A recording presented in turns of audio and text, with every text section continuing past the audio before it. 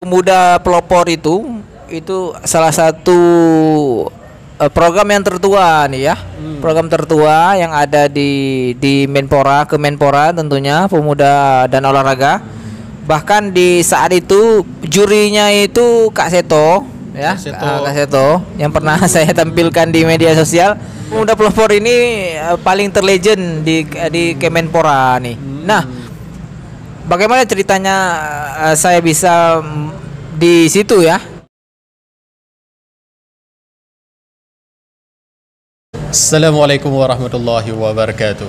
Waalaikumsalam warahmatullahi wabarakatuh. Alhamdulillahirabbil alamin. Allahumma shalli ala sayyidina Muhammad wa ala alihi wa sahbihi ajmain. Amma ba'd. Alhamdulillah, pada malam ini kita kedatangan seorang pemuda pelopor baik di tingkat kota, daerah, bahkan tingkat nasional, yaitu Muhammad Raji Effendi SST MSM. Bahwa gore? Ya, habagat alhamdulillah. Malam ini kita lihat suasananya dingin-dingin ya. Ya, lumayan karena tadi siang sempat gerimis ya. Dan mendung. Alhamdulillah tidak panas. Yang sudah beberapa hari sudah panas ya. Ya, ini merupakan podcast perdana kita. Jadi kita buat di warung kopi.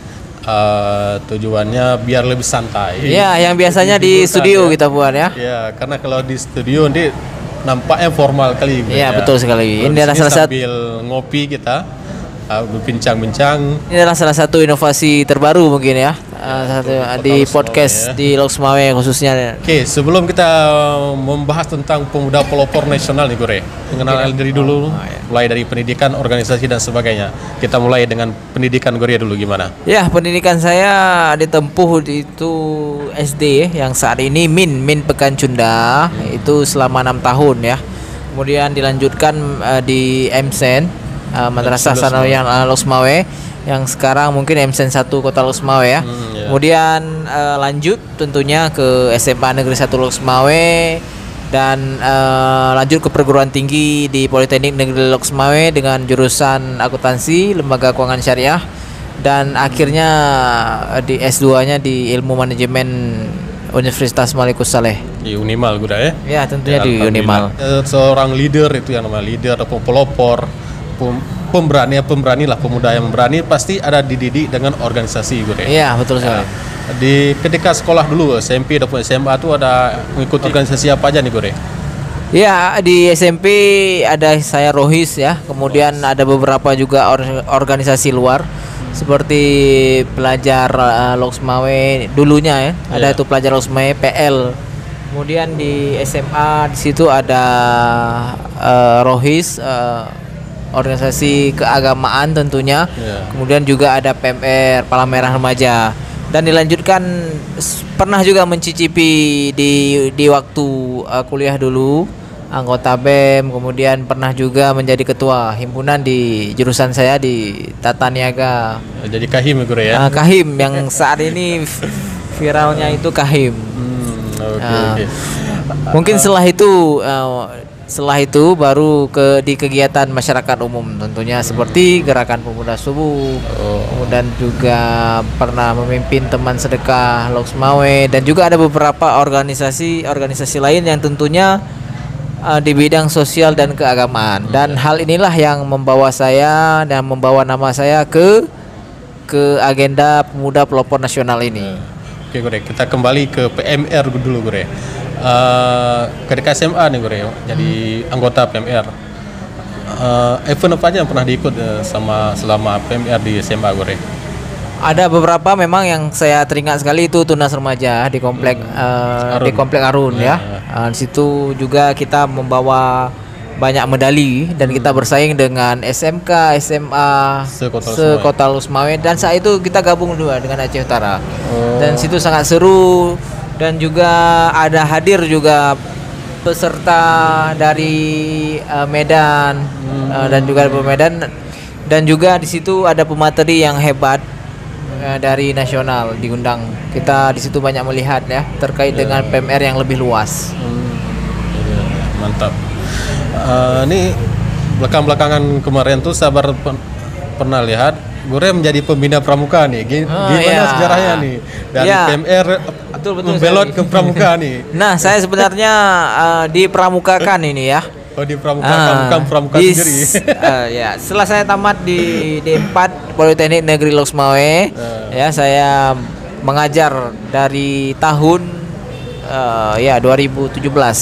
Pertama 2017 saya mengajar di SMK Negeri 3 Loksmawe. Saat itu saya dipanggil KMD waktu itu di Subuh Salam, mewakili dari SMK 3 Loksmawe. Saat itu saya sudah berdinas di SMK 3 Loksmawe dan dipanggil KMD oleh provinsi di waktu itu di Subuh Salam selama 1 minggu. Kami di situ beberapa guru SMK, SMA dididik sebagai jiwa kepramukaan, dan juga nginapnya itu 3 hari di sekolah dan 3 hari di gunung, di hutan, buat bivak sendiri dan lain-lain. Dan setelah pulang dari situ kita terus mengabdi dan berjiwa ke pramukaan.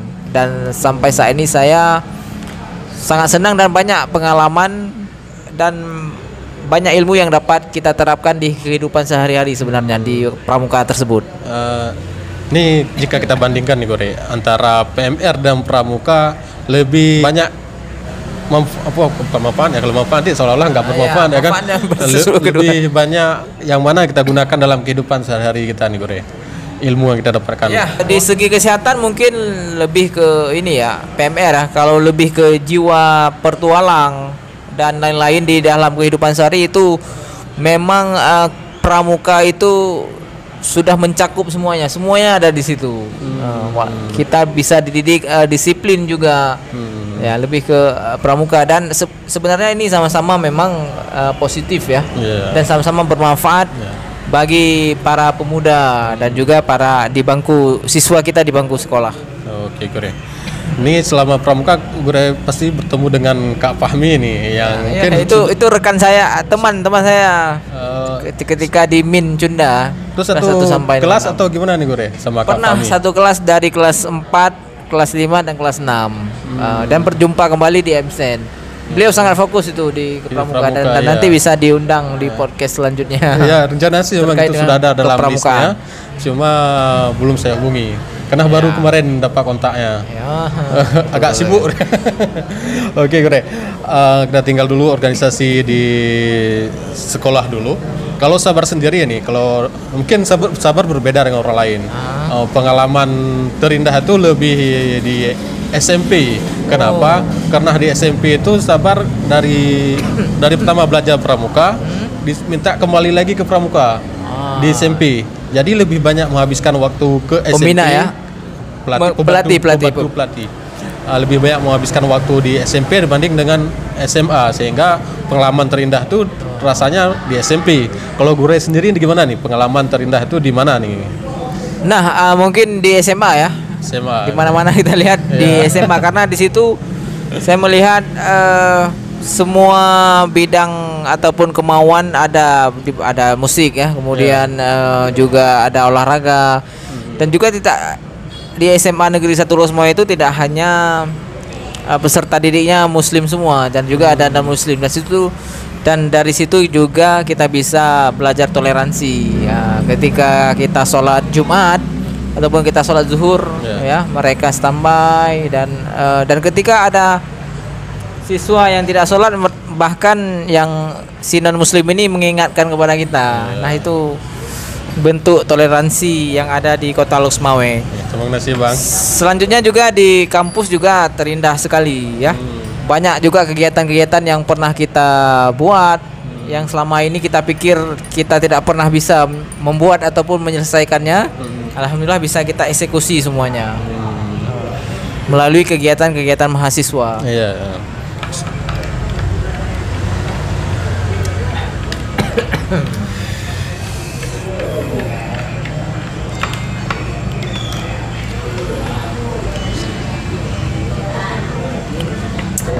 Untuk sekarang nih Gore, organisasi apa saja yang masih aktif bagi Gore, ataupun ada komunitas-komunitas lain nih selain yang terlihat di media nih, apa aja nih kira-kira? Nah, yang saat saya dalami saat ini, yang pertama ada gerakan pemuda subuh. Tentunya kita safari dakwah, terutama gerakan pemuda subuh, waktu subuh, Sabtu subuh ya. Sabtu subuh ya. Mengajak untuk para pemuda untuk sholat subuh secara berjamaah, tentunya di masjid ya, bukan di rumah.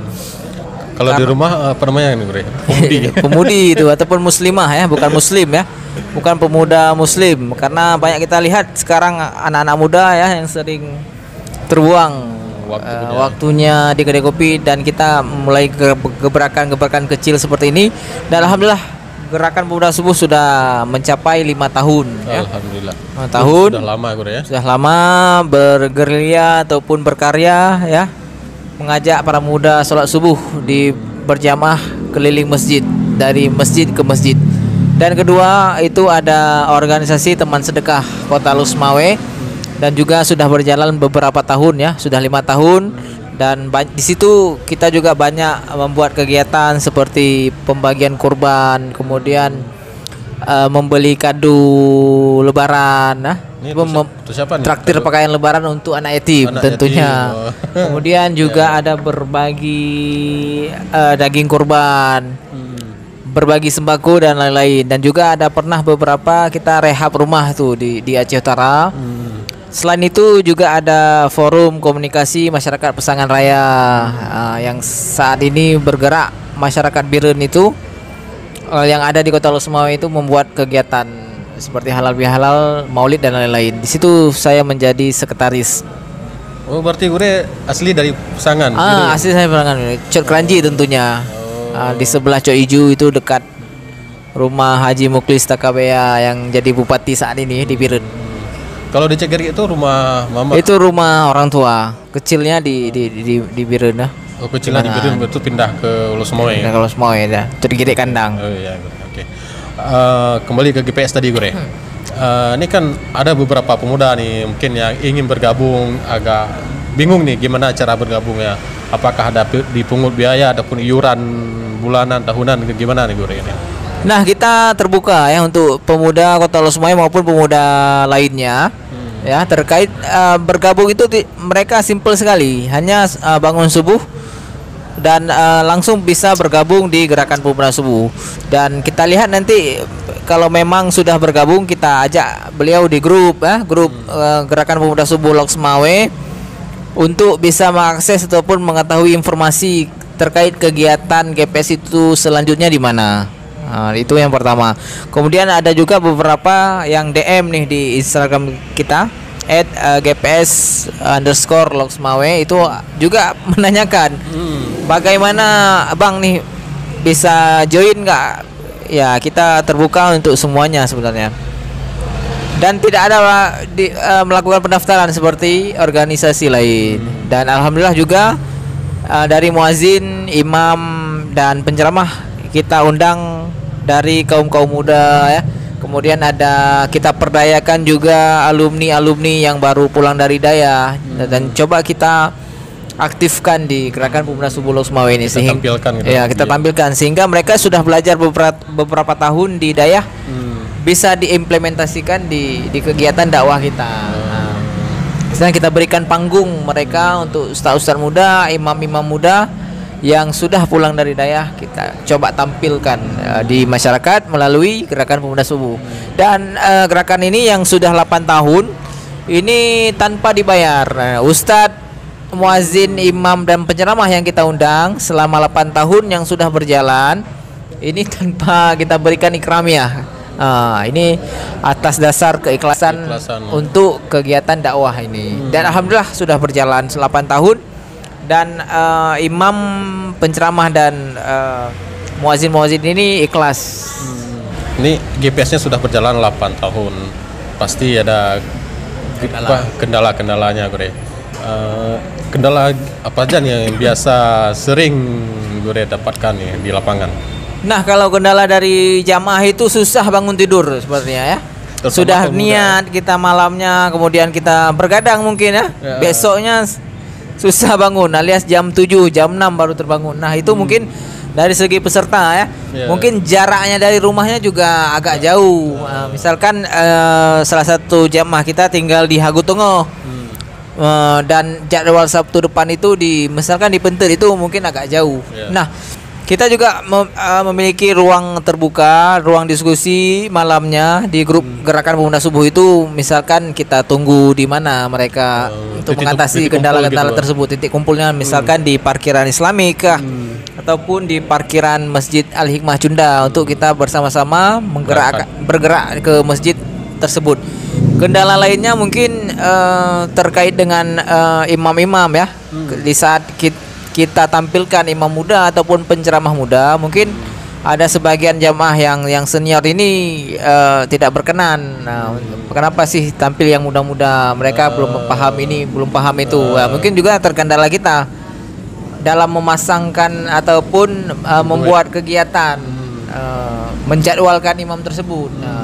Bahkan bisa jadi sebaliknya, ketika kita memakai ataupun menjadwalkan imam ataupun penceramah yang senior, itu mungkin anak muda ada alergi. Jadi serba salah. Jadi alhamdulillah bisa kita teratasi dengan musyawarah dan lain-lain ya. Padahal yang muda tuh perlu ditampilkan ya, biar sebenarnya percaya diri untuk generasi selanjutnya. Untuk generasi selanjutnya. Dan inilah media, sebagai media juga mereka, sebagai panggung juga, nggak hanya ilmunya terpakai selama beberapa tahun yang sudah dipelajari di Daya. Mungkin bagi guru-guru senior mohon diperhatikan juga, kalau andai kata tidak bisa memotivasi pemuda-pemuda untuk tampil di depan, setidaknya jangan menjelek-jelekkan aja. Itu aja. Ya, itu pesan kepada seluruh masyarakat untuk generasi muda agar berani tampil di depan. Oke, Gore, kita kembali ke teman sedekah di Gore. Ada paket belanja untuk anak yatim, belanja lebaran ya. Paket lebaran ataupun traktir pakaian lebaran untuk anak yatim dan kaum duafa. Nah, itu kegiatannya sudah berjalan tahun keempat ya. Kemarin di tahun 2025 kita mengajak beberapa anak yatim, perwakilan dari Gampung dan juga ada beberapa dari Aceh Utara. Kita mengajak ke Suzuya Loksmawe. Nah, kenapa kami pilih Suzuya? Bahkan mungkin ya ada beberapa masyarakat kenapa ime kenan kan, bukan hanya pajak impresno apa saidro kan. Dan kita melihat dari sisi lain bahwa mereka ada anak yatim yang belum pernah naik lift ya, belum pernah bertransaksi ataupun berbelanja di Suzuya, maka di situ ada edukasinya juga kita. Mungkin melihat mall aja nggak pernah ya. Bahkan mereka ada yang senang melihat ketika naik lift itu. Nah, dari sisi itu kita ambil hikmahnya. Kenapa kita ambil di Suzuya Loksmawe. Nah, yang terakhir itu kita membawa 200 anak yatim ya di Loksmawe dan Aceh Utara. Dan satu paketnya itu ada Rp350.000. Mereka boleh milih apa saja dengan saldo Rp350.000 dan mereka sangat senang. Ada yang mau beli pakaian ya, sandal, topi dan lain-lain. Itu bebas milihnya. Itu bebas selama kuota 350. Dan target kita tahun depan satu anak 500.000 dan doakan agar terwujud ya. Kita juga ada beberapa program lainnya seperti berbagi daging kurban ya, berbagi daging megang. Karena kami melihat ada beberapa tempat di Aceh Utara di dekat pelosok ya. Ada memang tidak pernah merasakan pembagian daging kurban di kampungnya. Mungkin sedikit ya, sedikit penduduk, kemudian sedikit orang yang berkurban. Dan ini juga pemerintah Aceh Utara juga bisa nanti dilihat kampung-kampung mana yang masih dikit, nanti bisa digerakkan di situ masyarakatnya ataupun berikan sumbangan lembu ataupun kambing ya. Tapi kalau kambing ya enggak ya, lembu lah yang jumbo mungkin ya. Karena secara geografis Aceh Utara paling besar, wilayah Aceh paling besar. Aceh Utara yang secara geografisnya sangat besar ya, lebih luas daripada Aceh yang lain. Ya. Oke, Gore. Kalau ini untuk pembagian daging kurban ini sudah berjalan berapa tahun ya, Gore? Nah, sudah 2 kali ya, sudah pernah 2 kali. Yang rutin itu kita traktir pakaian lebaran. Nah, karena juga dengan kesibukan masing-masing ya, dan juga ada beberapa yang berkurban di desanya sendiri ya, maka sudah berjalan 2 kali ya, dan itu sangatlah membantu mereka. Dan tahun ini juga nanti kita akan sebarkan itu flyer untuk kegiatan tersebut. Kita lanjut dengan pekerjaan ya Gure. Ini sekarang bekerja sebagai guru. Ya, guru di SMK Negeri 1 Loksmawe 2 tahun. Dari SMK 3 semenjak 5 tahun, dan di sini 2 tahun. Alhamdulillah sudah berjalan 7 tahun. 7 tahun Jadi seorang guru mendidik anak bangsa, khususnya anak SMK di jurusan Bismen ya, ataupun dikenal dengan akuntansi. Selain ngajar akuntansi, ada pelajaran lain yang diajarkan Gue? Kewirausahaan.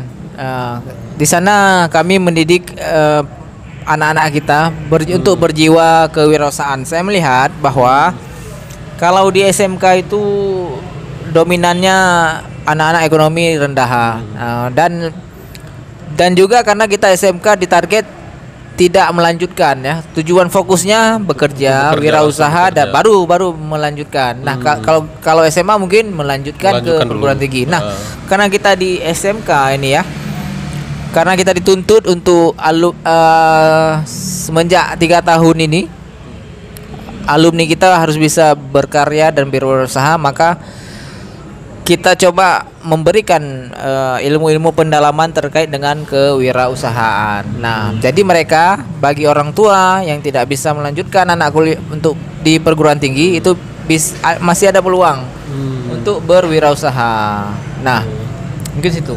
Oke, Gure. Salah satu program Gure mungkin apa? Sekolah menyenangkan ya, Gure. GSM itu ada gerakan sekolah menyenangkan, kita aplikasikan itu dari Jogja ya. Kita melihat bahwa banyak siswa sekarang termenung ya, kemudian lamsago kan, galau gitu. Dan lain-lainnya. Nah, itu coba kita buat di sekolah-sekolah itu gerakan sekolah menyenangkan. Nah, agar sekolah ini bukan menjadi misteri dari mereka, agar sekolah ini asyik, kemudian dia rindu akan ke sekolah, rindu bertemu dengan guru-guru yang memotivasi dia. Nah, mungkin itu salah satunya kami juga menyulap kelas itu seperti ruang yang nyaman, membuat ruang terbuka itu menjadi ruang belajar yang asyik. Nah, di belajarnya bukan hanya di kelas gitu. Dan ya tentunya belajarnya bukan hanya di kelas. Kita juga membawa mereka ke toki-toki kopi ya, kemarin itu ya, toki kopi yang ada di Takengon, agar bisa melihat bagaimana membuat laporan keuangan, bagaimana mereka bisa membuat pemasaran yang lebih luas. Nah, dan untuk mereka, karena kita mendidik mereka menjadi berjiwa kewirausahaan, maka kita coba belajar nih kepada orang-orang yang sudah sukses di bidangnya tentunya, dan membuat asik seperti program seperti ini ya. Dan tidak jauh-jauh juga, mungkin ada di dekat-dekat sekolah, ada pengusaha-pengusaha yang sukses juga kita temui mereka di sana. Kemarin dapat penghargaan pemuda pelopor kalau semua ya, kemudian tingkat daerah, bahkan tingkat nasional juga ya. Gimana nih perjalanannya Gure? Nah, di pemuda pelopor itu salah satu program yang tertua nih ya. Program tertua yang ada di Kemenpora tentunya, pemuda dan olahraga. Bahkan di saat itu jurinya itu Kak Seto ya, Kak Seto yang pernah saya tampilkan di media sosial. Beliau rupanya itu alumni pemuda pelopor tahun berapa gitu, 80-an ya. Senior kali ya, makanya pemuda pelopor ini paling terlegend di Kemenpora nih. Nah, bagaimana ceritanya saya bisa di situ ya? Karena sudah menggerakkan gerakan pemuda subuh di keagamaannya, kemudian di sosialnya itu ada teman sedekah. Karena saya di bidang itu bidang agama, sosial dan budaya. Kemudian ada bidang pertanian, bidang pendidikan, ya, bidang sumber daya alam dan bidang teknologi. Nah, salah satunya saya mengikuti itu di bidang sosial, agama, sosial dan budaya. Dan disitulah saya dinominasikan sebagai finalis, ya, pemuda pelopor nasional. Ini ada dapat penghargaan apa nih sebagai pemuda pelopor nasional nih Korea? Nah, kita piagam, ya, dan sertifikat. Dan sebenarnya itu hanya simbolis saja. Yang terpenting bagaimana kita sebagai pemuda ini, ya, mempelopori berbagai bidang yang positif tentunya. Nah, itu yang paling penting dari program ini. Dan program ini juga diawasi, ya, dan dilihat, dipantau oleh pemerintah pusat apakah kita masih berbuat atau tidak. Dan saat ini program Pemuda Pelopor juga sudah berbenah diri dan ada program lainnya seperti Pemuda Pelopor Desa. Nah, jadi Kemenpora itu bekerja sama dengan desa saat ini. Nah, bagi siapa pemuda yang masih umur dari 20, ya, sampai dari 18 tahun sampai dengan 30 tahun bisa mendaftar ini di Desa. di Pemuda Pelopor Desa. Saat ini masih dibuka Pemuda Pelopor Desa.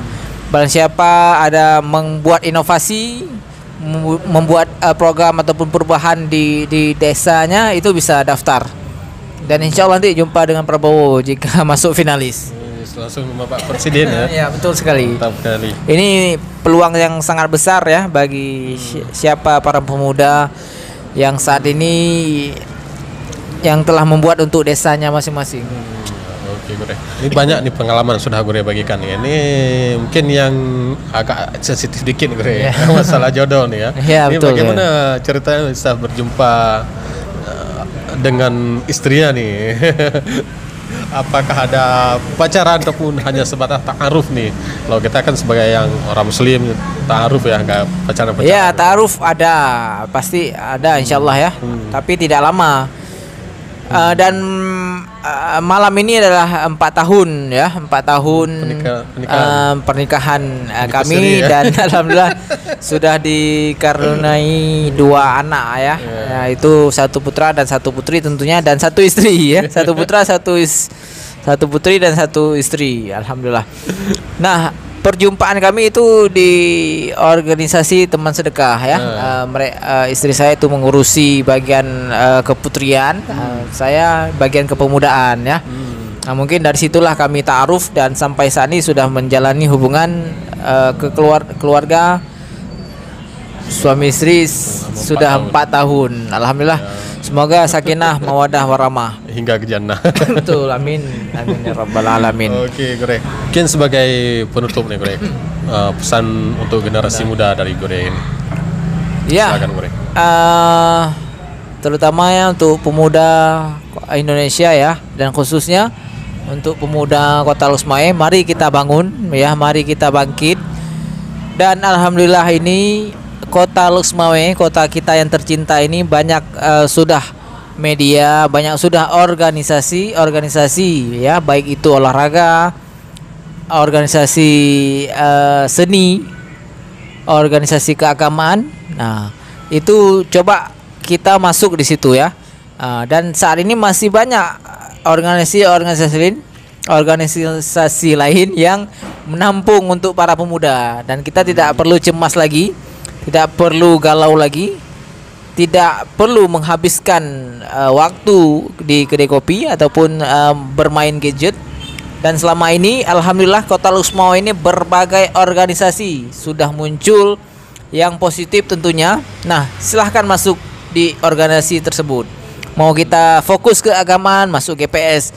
Mau fokus ke balap, ada tempatnya juga. Mau fokus olahraga juga ada kita komunitasnya. Tidak susah seperti dulu.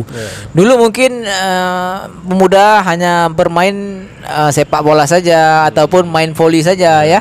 Dan saat ini sudah banyak komunitas-komunitas lain yang bisa anak muda kembangkan. Skateboard, kemudian latihan fitness banyak. Jadi tidak perlu cemas lagi, tidak perlu galau lagi untuk kita berkarya, khususnya untuk Kota Lusmawe dan berkarya untuk Indonesia. Oke. Terima kasih Hure atas waktu dan kesempatannya. Semoga apa yang kita sampaikan ini menginspirasi kaum muda, terutama kaum muda di Kota Lusmawe. Oke, sekian untuk podcast malam ini. Kita berjumpa lagi di episode selanjutnya. Assalamualaikum warahmatullahi wabarakatuh. Waalaikumsalam warahmatullahi wabarakatuh.